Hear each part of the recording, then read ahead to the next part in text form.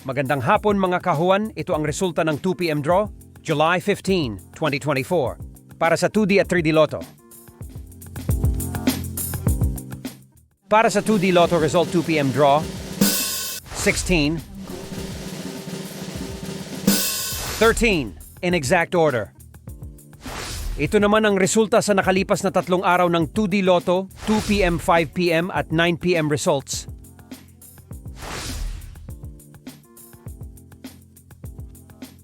Para naman sa 3D Lotto result 2 p.m. draw, 2, 6, 2, in exact order. Ito naman ang resulta sa nakalipas na 3 araw ng 3D Lotto, 2 p.m., 5 p.m. at 9 p.m. results.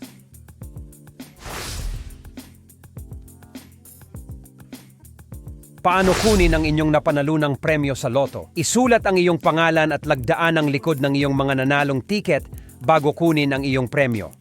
Ang mga premyong nagkakahalaga mula 20 pesos hanggang 10,000 pesos ay maaaring kunin sa anumang autorisadong Lotto outlet o sa mga sangay ng PCSO sa inyong lugar.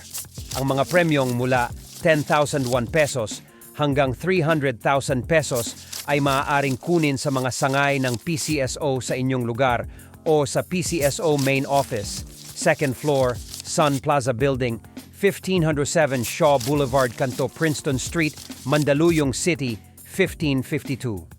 Ang mga premyong mula 300,001 pesos hanggang sa jackpot prize ay dapat i-validate at kunin sa PCSO Main Office, 2nd floor, Sun Plaza Building, 1507 Shaw Boulevard, Kanto Princeton Street, Mandaluyong City, 1552.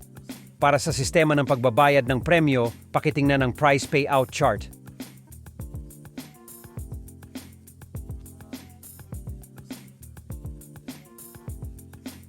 Para sa araw-araw na update sa resulta ng PCSO Lotto Games, mag-subscribe sa ating channel at huwag kalimutan i-click ang notification bell. Maraming salamat mga kahuwan!